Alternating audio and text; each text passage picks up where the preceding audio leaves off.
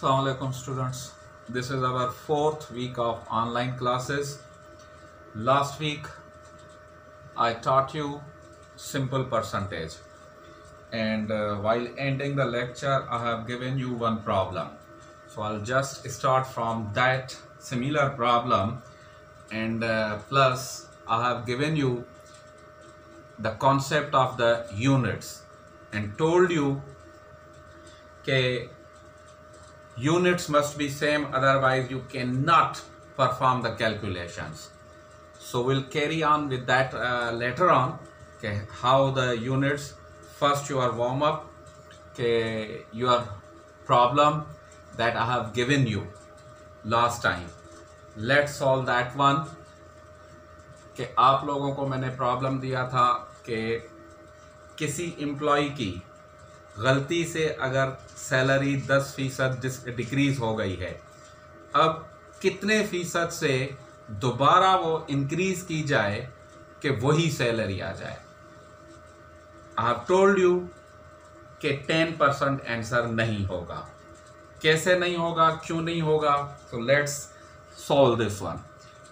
Now just imagine here कि no any number has been given to you, only 10%. क्या salary है कुछ पता नहीं है. तो परसेंटेज की यही फैसिनेशन है कि आप कोई भी फिगर रखोगे, परसेंट के हिसाब से कैलकुलेट करोगे तो उसका जवाब आंसर हमेशा वही आएगा. So you can take any number, उस हिसाब से अगर हम कर लें तो एग्जैक्टली सेम रिप्लाई आपको मिलेगा. तो सपोज कि we are saying the salary of an employee was rupees 10,000. Before it was 10,000. अब अगर कह रहे हैं कि 10% 10% डिक्रीज हो गई है, so what will be the 10% of 10,000? That means 10 over 100 into 10,000. So 2 zeros gets cancelled with 2 zeros. 10 into 100 it will become 1,000. यानी आपकी डिक्रीज हुई 1,000. So न्यू सैलरी क्या हो गई? ये आप कह लें कि ओरिजिनल सैलरी है. New salary is become 9,000. Why? Because 10,000 decrease minus 1,000, it will become equal to 9,000. New salary हो गई 9,000. अब अगर आप कह रहे हैं कि 10% इंक्रीज करनी है, तो नई सैलरी इस वक्त 9,000 है, 9,000. तो 9,000 का 10% 900 होगा. Are you getting my point? Hope कि you can concentrate on to this one, क्योंकि this was original salary. अब ये आपके पास नहीं है, आपने 10% डिक्रीज कर दी, न्यू सैलरी आपके पास आ गई 9,000. अब 9,000 का अगर आप 10% इंक्रीज करोगे तो इट विल बिकम 900, और 900 अगर 9,000 में ऐड करेंगे तो 9,900 होगा. 10,000 उसे नहीं मिलेगी salary. Means still 100 rupees are short if you are going by the 10%. तो ये 10% नहीं होगा, मैंने लास्ट टाइम आपको बताया था. So what will be the percent? अब किस परसेंट से ये वापस इंक्रीज हो जाए कि दोबारा ये 10,000 हो जाए? तो सीधी सी बात है कि सैलरी उसे क्या मिलनी चाहिए? 10,000. ठीक, इस वक्त क्या सैलरी ले रहा है? माइनस 9,000. यानी उसे इंक्रीज चाहिए कितनी? 1,000 की. This is increase required. Increase required in terms of rupees. तो 1,000 इज व्हाट परसेंट ऑफ 9,000. अब 9,000 लेंगे, 10,000 नहीं, क्योंकि इस वक्त जो सैलरी हमारी है वो 9,000 है. 10,000 तो प्रीवियसली थी, वो तो गई. सो you will say कि 1000 out of 9,000 into 100. Amount या number divided by total number into 100. So these 3 zeros gets cancelled. 1/9 into 100. इसको अगर आप simplify करोगे via calculator, it will become equal to 11.11%. यानी उसकी सैलरी अब आप 11.11% से इंक्रीज करेंगे तो ही जाकर आपकी सैलरी उसे 10,000 वापस मिलेगी. So this is what you have to concentrate on to this one कि आप 10,000 को नहीं कंसीडर करना. 10,000 प्रीवियस थी, आपने डिक्रीज कर दी 9,000, यानी अब आपके पास सैलरी उसकी 9,000 है. अब आपको 9,000 को ही बेस वैल्यू बनाना है. दिस इज बेस वैल्यू 9,000 के 1,000 शॉर्ट है, 9,000 इस वक्त ले रहा है. तो 1,000 is what percent of 9,000? That is your 11.11%. अब आप, मैंने यहां 10,000 ली है, आप 10 रुपए भी सैलरी लें, 100 लें, 1000 लें, 1 लाख लें, 10 लाख लें, कितनी भी सैलरी आप ले लें सपोज करके, जब आप इसी प्रोसीजर से करेंगे always your answer will be same 11.11%. जो मैंने कहा कि परसेंटेज की फैसिनेशन यही है, खूबी यही है आपकी कि जवाब यही आएगा. आप कोई भी वैल्यू सपोज कर दें and then accordingly solve this one and it will be your solution. So hope you must have got this idea clear. Now we are moving towards the little bit ahead. अब मैं नहीं समझता कि आप लोगों को ज़रूरत है कुछ ख़ास इन चीज़ों की कि कैसे होना चाहिए कैसे नहीं होना चाहिए. सो परसेंटेज अब मैं आ रहा हूँ बेस वैल्यू को कैसे कैलकुलेट करते हैं या क्या है और उसकी कितनी अहमियत है वो ज़रा देख लें.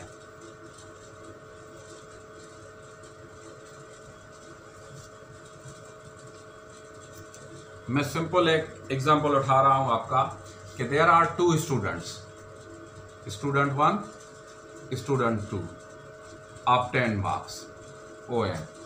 स्टूडेंट 1 ने 40 मार्क्स ऑब्टेन किए और स्टूडेंट 2 ने 80 मार्क्स ऑब्टेन किए आउट ऑफ 100. टोटल आपका वही 100 है. अब विद रेस्पेक्ट टू द 100 अगर हम देखें, विद रेस्पेक्ट टू 100 यानी टोटल मार्क्स, तो इसने 40% लिया, इसने 80% लिया. Because 40 of 100 will be 40%, 80 of 100 will be 80%. अब हम इसको भूल जाते हैं कि टोटल 100 हमारे पास है या नहीं है. टोटल कितने भी हैं हम इससे अब कुछ भी नहीं कर रहे. वी आर जस्ट कंसंट्रेटिंग कि टोटल कितनी भी हैं. Student 1 secured 40 marks, student 2 secured 80 marks. अब यहां 2 क्वेश्चंस हैं. Question 1, student 1 secured how much less percent than student 2. Number 1 is student 1 secured how much less percent than student 2 in terms of percent बात हो रही है. और नंबर 2 है student 2 secured how much more percent than student 1. Okay, अब देखने में ही आपको क्लियर हो जाएगा, लेकिन कैलकुलेशन के हिसाब से कि बेस वैल्यू की क्या अहमियत है. अगर हम स्टूडेंट 1 को देखें और स्टूडेंट 2 की मार्क्स को, the difference is 40 in either way. 40 marks student 1 ने कम लिए हैं या स्टूडेंट 2 ने 40 मार्क्स ज्यादा लिए हैं. इन terms of number the number is same. चाहे आप स्टूडेंट 1 के हिसाब से देख लें, चाहे स्टूडेंट 2 के हिसाब से देख लें, कि स्टूडेंट 1 ने 40 मार्क्स कम लिए हैं स्टूडेंट 2 से, या स्टूडेंट 2 ने 40 मार्क्स ज्यादा लिए हैं स्टूडेंट 1 से. So the difference is coming in terms of marks is the 40. लेकिन परसेंटेज के अंदर ये चीज नहीं होगी. Percent is entirely different phenomena. उसे समझने के लिए आपको नंबर 1 है कि student 1 secured how much less percent than student 2. तो देखने में यही है कि स्टूडेंट 1 ने कितने मार्क्स कम लिए हैं, 40, और उसके अपने मार्क्स हैं 40, यानी 40 आउट ऑफ 40 इंटू 100, ये आ जाएगा आपका 100%. यानी student 1 has secured 100% less marks than student 2. यहां आपका ये है सिक्योर्ड मार्क्स, ये है आपके ऑब्टेन्ड मार्क्स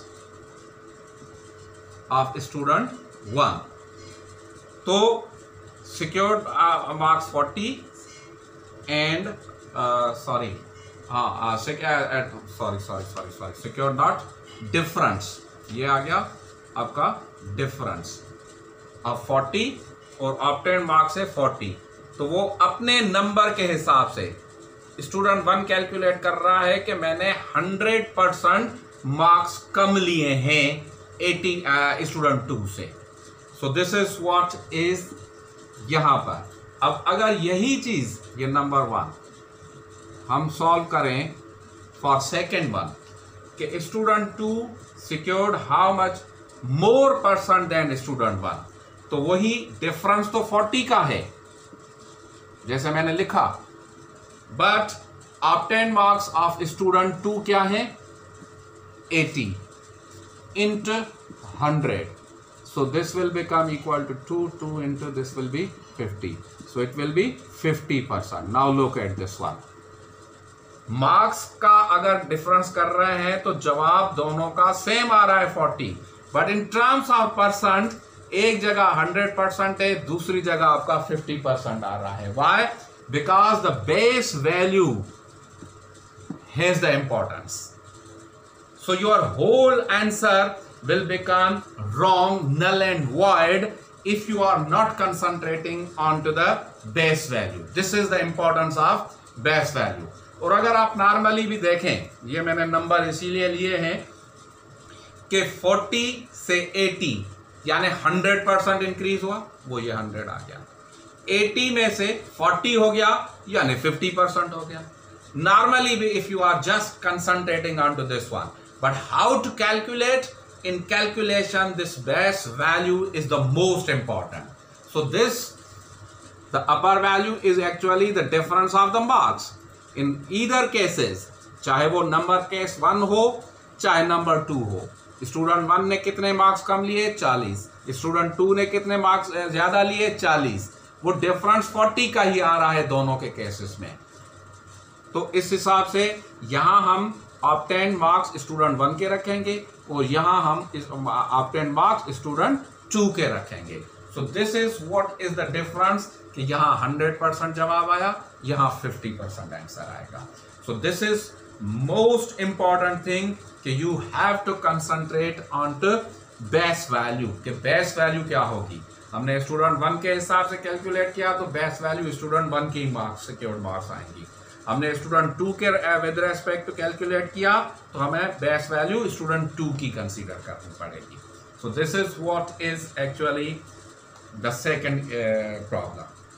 अब हम आते हैं आगे. जो मैंने लास्ट टाइम आपको करवाया था बेसिकली वो था कि यूनिट मैंने डिस्कस किए थे कि जब तक यूनिट्स हम सेम नहीं रखेंगे तब तक हमारा प्रॉब्लम सॉल्व नहीं होगा या हम कैलकुलेशंस नहीं कर पाते. सो इसको मैं मिटा देता हूं. Going to the next problem.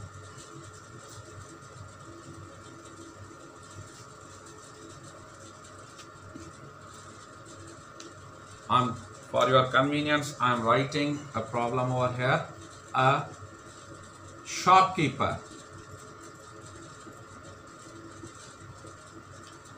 sells an article 8 rupees 1200 and makes 10% profit. Find the cost price, CP cost price. Yeah, even in bracket I am writing for your convenience. Cost price. Find the cost price of an article. Suppose this is your problem. Now, what the layman will do? जो beginners होते हैं वो क्या करेंगे? सीधा सीधा देखने में यही आ रहा है कि 1200 का आप 10% निकालोगे, दैट विल बी 120. चले, मैं एक्चुअल में ये सॉल्यूशन नहीं है, लेकिन मैं अगर आप कह रहे हो कि ये 120 हो गया, नॉर्मली हम वर्बली कर रहे हैं 120, यानी ये हो गया आपका प्रॉफिट. सपोज 120 रुपीज 120 प्रॉफिट हो गया. तो कास्ट प्राइस क्या है आपकी? हो जाएगी cell price minus profit. Okay, तो सेल प्राइस आपकी क्या है? 1200 माइनस प्रॉफिट क्या है? 120. तो अगर हमने 120 यहां से माइनस किया तो 1100, तो एक हो जाएगा 1080, यानी cost price is 10080. 1080 cost price है. अब अगर आपने लेमैन के तरह से किया है, जो कि गलत है, मैं अभी भी बता रहा हूं आपको, दिस इज रॉन्ग, कि आपने क्या किया है? 1200 का 10% मालूम किया, वो 120, यानी प्रॉफिट आपने इन टर्म्स ऑफ रुपीज 120 कह लिया. Cost price is equal to sale price minus profit आता है, कि सेल प्राइस में से प्रॉफिट माइनस करेंगे तो आपकी कॉस्ट प्राइस निकल आएगी. सो 1200 माइनस 120 1080. अब अगर हम 1080 का 10% मालूम करें, ठीक, तो ये 00 के ऊपर, ये 00 के ऊपर गया, दैट मीन्स 108 आएगा, यानी 108 क्या होगा आपका? प्रॉफिट. अब यहीं देखें, यहां प्रॉफिट आपने कैलकुलेट किया था 120, यहां प्रॉफिट क्या आ रहा है? अगर कास्ट प्राइस 1080 है तो 108. अब अगर हम सेल प्राइस करें के कास्ट प्राइस प्लस प्रॉफिट, तो कास्ट प्राइस आपकी है 1080 प्लस प्रॉफिट आपका है 108. दैट मीन्स ये आपका हो जाएगा 1188. 1200 फिर भी आपका नहीं हो रहा, 1200 नहीं हो रहा. इन ईदर वे, चाहे आप प्रॉफिट को देख लें, जो 120 कैलकुलेट किया वो नहीं आ रहा, चाहे आप सेल प्राइस मालूम करो तो वो भी नहीं आ रही. यहां ये 1200 है, ये 1188 है. इसका मकसद है कि this approach is the wrong one. This approach is totally wrong one. अब इसकी राइट अप्रोच क्या है? This is actually the main concentration where you people are facing lot of troubles.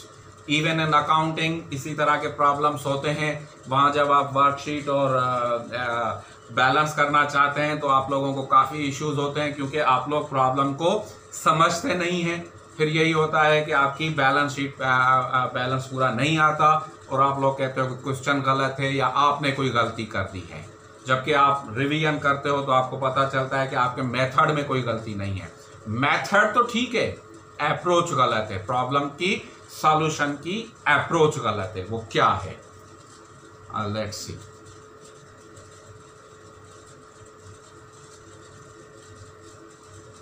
Approach ये है कि लुक, सेल प्राइस क्या है आपकी? 1200. प्रॉफिट क्या है आपका? 10%. कास्ट प्राइस क्या है आपकी? Not known. That is not known. तो अब अगर हम कास्ट प्राइस मालूम करनी है, cost price is equal to sale price minus profit होता है। तो सेल प्राइस आपकी है 1200 माइनस प्रॉफिट आपका है 10% या इवन 10/100 आप कहते हो। अब ये परसेंट के अंदर है and this is in terms of rupees. आप इन दोनों को एड सब्ट्रैक्ट कर ही नहीं सकते, नो वे इट ऑन। इनको आप एडिशन सब्ट्रैक्शन नहीं कर सकते। That's why I have given you the concept of units एक जैसे करने होंगे, तब तक आप लोग एडिशन सब्ट्रैक्शन नहीं कर सकते, तब तक आप कैलकुलेशंस नहीं कर सकते जब तक आपके पास यूनिट सेम ना हो।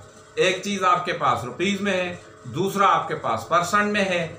How come they can be even? इसको अगर हम परसेंट वो फ्रैक्शनल फॉर्म में भी लिख दें कि ये 10/100 है, ठीक है, लिखने के तो मैंने 3 तरीके आपको बताए थे, 3 डिफरेंट वेज परसेंट को लिखने के मैंने आपको बताए थे कि एक तो था परसेंट साइन के अंदर, एक डिवीजन बाय 100, दूसरा डेसिमल पॉइंट्स के अंदर। Even then this is percent and it can not be added और सब्ट्रैक्टेड टू द रुपीज, क्योंकि ये तो है परसेंट और ये आपकी है रुपीज। तो units are different, entirely different things are there. So what to do in this case? इस केस में यह है कि हमें यूनिट एक करना पड़ेगा। अब आप परसेंट को रुपीस में तो कन्वर्ट करने से रहे, क्योंकि कुछ पता ही नहीं है, तो आप किस चीज को लेकर परसेंट को कन्वर्ट करोगे रुपीस में। So let's come to this point.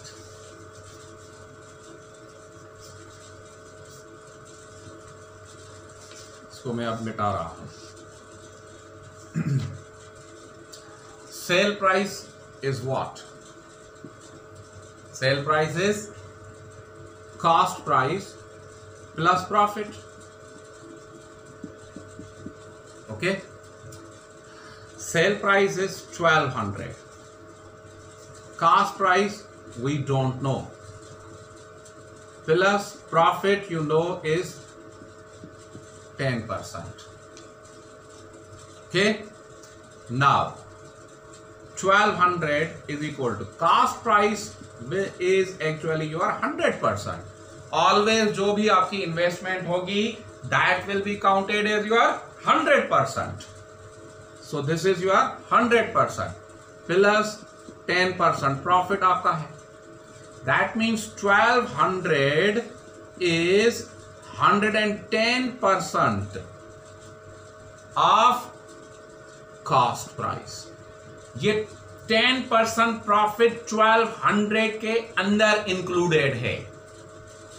This 10% profit 1200 के अंदर इंक्लूडेड है। आप इसको सेपरेट नहीं कर सकते कि आप डायरेक्टली 1200 का 10% निकालो वो सेल, नो, बिकॉज अब वो कास्ट प्राइस प्लस प्रॉफिट दोनों उसके अंदर है, उसके ऊपर 10% कैलकुलेट किया हुआ है। That's why this will be totally different answer. So इन जैसे प्रॉब्लम्स के अंदर मैं आपको सिंपली बता रहा हूं कि क्योंकि कास्ट प्राइस तो आपकी 100 होगी, प्रॉफिट आपका है 10%, तो 110%। सिंपली कोई फार्मूले की जरूरत नहीं है, आपको सिंपल कैलकुलेशंस करनी है, नथिंग एल्स। आपको करना क्या है कि 1200 जो आपकी सेल प्राइस है विल डिवाइडेड बाय, क्योंकि 100% कॉस्ट है, 10% प्रॉफिट है, यानी ये 110 हो जाएगा। 110% इंटू 100 कर दो तो आपको कॉस्ट प्राइस सीधी सीधी मिल जाएगी। So if you will simplify, cost price will become equal to 1090.90 होगा। ये आ जाएगी आपकी कॉस्ट प्राइस। अब अगर इसके ऊपर आप 10% मालूम करो प्रॉफिट, वो ऐड करो, आपका एग्जैक्टली 1200 बिल्कुल आएगा। So this is what you people have to concentrate कि यूनिट एक करना है। मैंने यूनिट एक कर दिया कि कॉस्ट प्राइस भी परसेंट में आ गई, प्रॉफिट भी आपका परसेंट में आ गया, तो ये हो गया 110%। 110% क्या है? 1200। 1200 is basically 110% of what? Cost price. तो फॉर्मुलेशन सिंपल आपको करनी क्या है कि सेल प्राइस डिवाइडेड बाय जो परसेंट आप लोगों ने इवेल्युएट किया 110 into 100, तो कॉस्ट प्राइस आपकी सीधी सीधी निकल आएगी 1090.90. होप कि you have understood this one. अब एक इसी का रिवर्सल करते हैं कि अगर लॉस हो जाए तो क्या होगा. This is in profit. What if loss is to be bear afforded? So I'm just removing this one, writing down your another problem. अब आपको मेथड आ गया है, अब मुझे डिटेल में जाने की जरूरत नहीं पड़ेगी. I'll just solve this one for you people.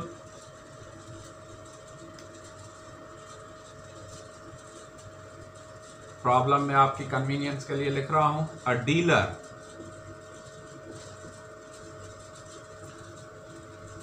sold a car 8 rupees 3 lakh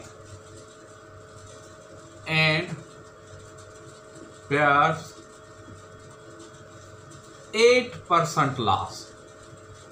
8% loss. Again, find the cost price. Okay. Now again आपका क्या है, cost price is 100%.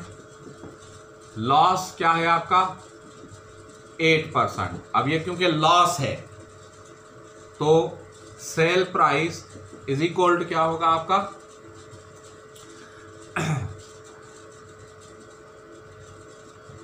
Cast price minus loss.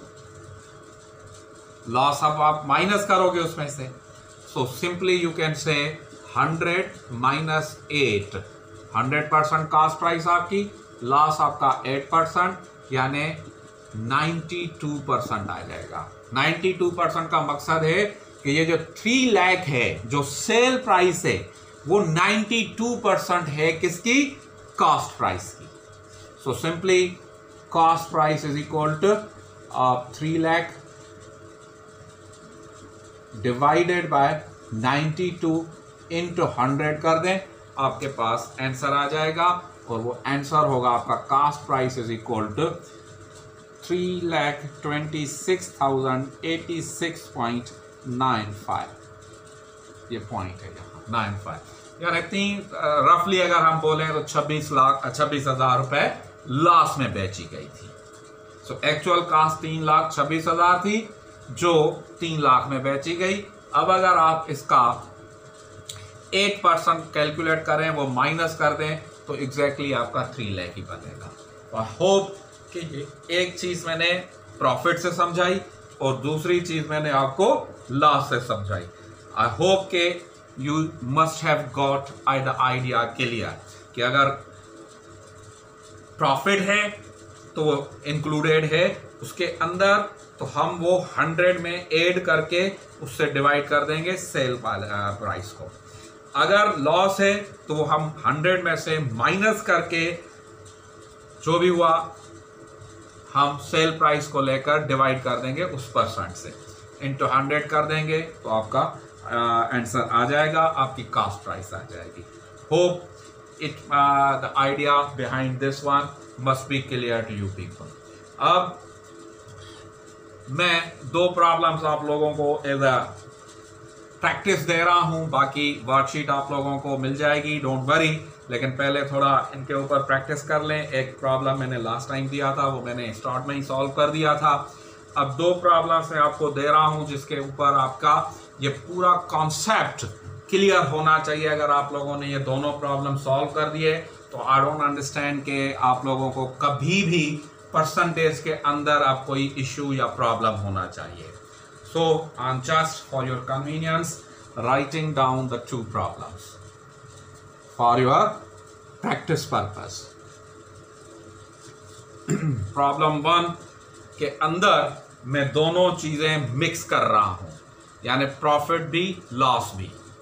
कैसे?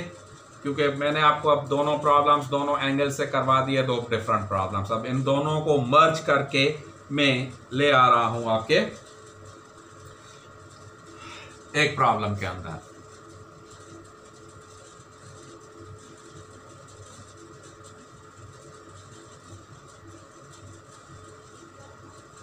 A retailer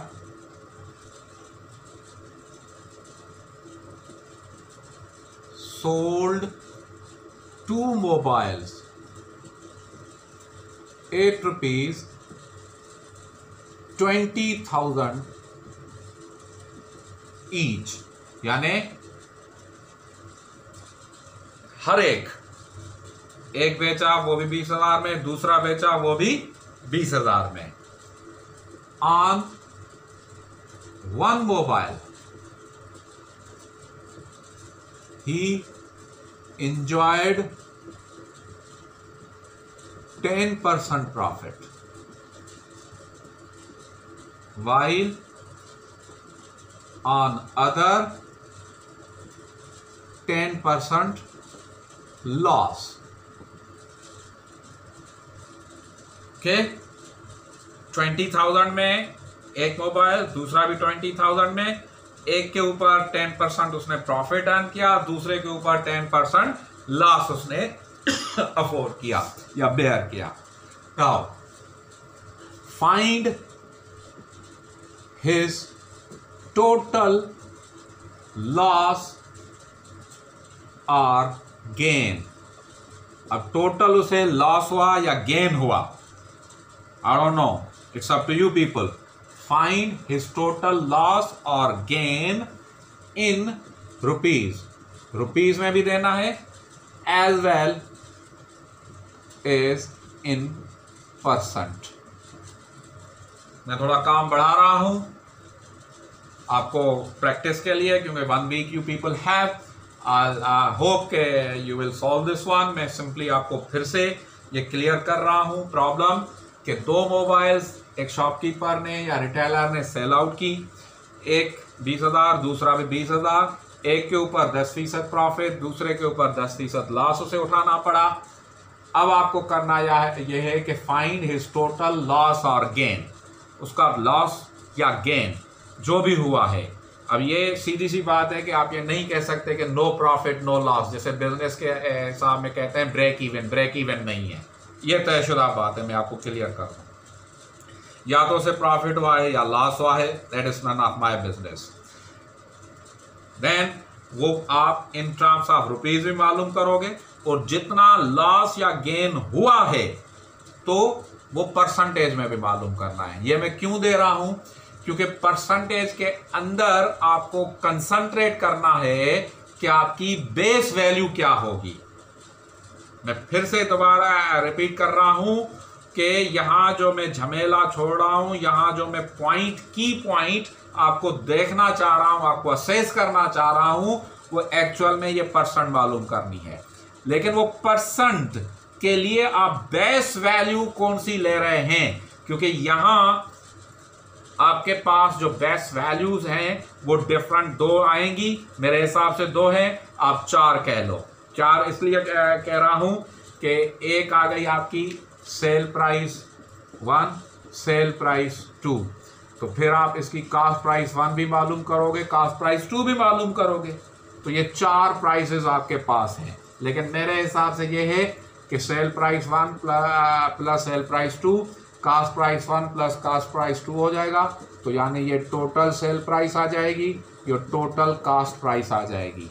अब मुझे नहीं पता कि आप टोटल सेल प्राइस से जा रहे हो, टोटल कास्ट प्राइस से जा रहे हो। यही की पॉइंट है कि आपको करना क्या है, बेस वैल्यू क्या होगी परसेंटेज में। जब आप इसका आंसर मालूम करोगे कि कितने फीसद लॉस हुआ, कितने परसेंट लॉस हुआ, तो यू हैव टू कंसंट्रेट के कौन सी आपको वैल्यू बेस वैल्यू है जिसके ऊपर आप कैलकुलेट करोगे। तो होप कि मैंने काफ़ी हद तक तो आप लोगों को क्लियर किया है। कोई भी अगर कंफ्यूजन हो तो इंशाल्लाह व्हाट्सएप ग्रुप है, ऑनलाइन सेशन होगा MS टीम्स के ऊपर, आप उसमें पूछ सकते हैं, नो इश्यू। तो ये problem number 1।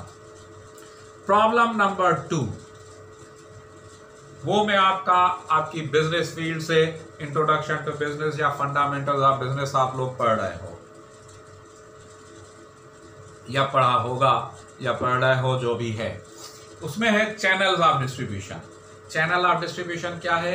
Manufacturer, wholesaler, retailer, then ultimate consumer या कस्टमर जिसे आप कह लो। तो कस्टमर्स तो बेसिकली सब हैं इसके अंदर, लेकिन अल्टीमेट कंज्यूमर में बोलूंगा कि आखिर में आपका अल्टीमेट कंज्यूमर है जो उस प्रोडक्ट को यूज कर रहा है, बेसिकली कंज्यूम कर रहा है, वो कंज्यूमर है। तो उसके ऊपर चैनल ऑफ डिस्ट्रीब्यूशन के ऊपर मैं एक प्रॉब्लम लिख रहा हूं कि a manufacturer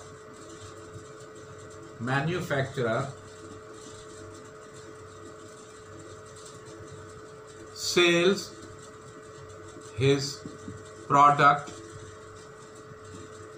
to a wholesaler and makes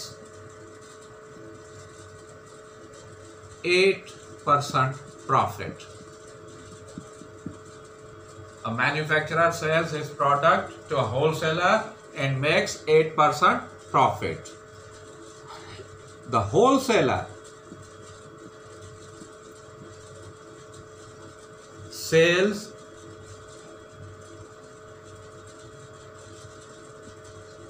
to the retailer.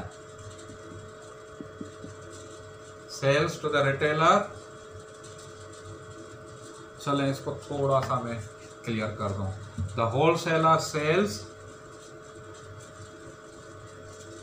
the same product, sense clear कर दो जरा मैं,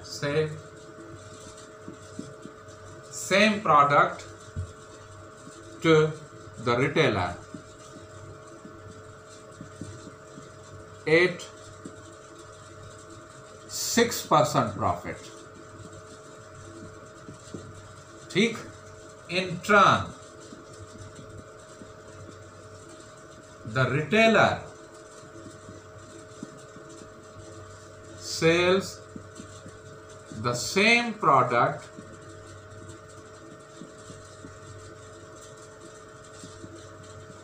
to a customer or consumer आप कह लो, 8 rupees 15,000,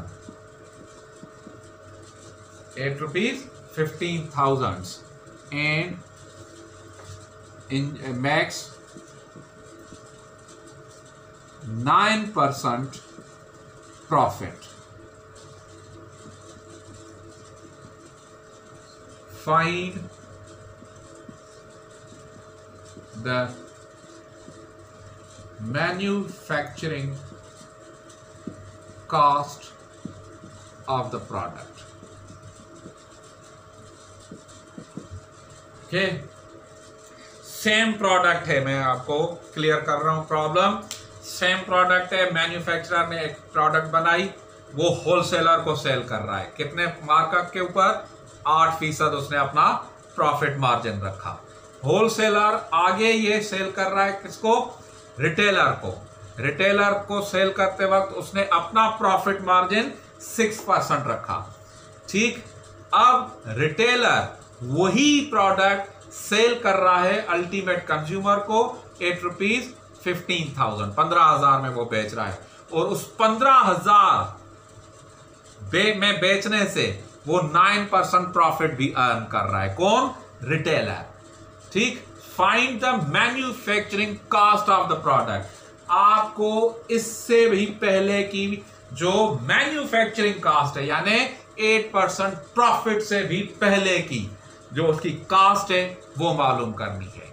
so this is little bit lengthier one, दोनों ही लेंदी है, मैं ये नहीं कहूंगा कि नहीं, लेकिन क्योंकि मैंने कॉन्सेप्ट्स आपके क्लियर कर दिए हैं तो आई होप के ये थोड़ा एक्सरसाइज आपको मैं टफ टाइम में इसलिए डाल रहा हूं क्योंकि कॉन्सेप्ट क्लियर है, सिर्फ आपको इनको रखना है। So don't go into the length of this one, just concentrate on the procedure कि प्रोसीजर क्या है जो मैंने आपको बताया है, वो आपका कॉन्सेप्ट क्लियर हो जाएगा। नहीं हुआ तो ऑनलाइन सेशन क्वेश्चन आंसर है, व्हाट्सएप है, किसी भी मीडियम पर या यूट्यूब के ऊपर आप अपने क्वेश्चंस फेंक देंगे, मैं वहां पर आपको रिप्लाई करूंगा। So don't worry about this one. Hope कि आप लोगों को ये चीज़ समझ में आई होगी। इंशाल्लाह we will meet next week. तब तक अल्लाह हाफिज़।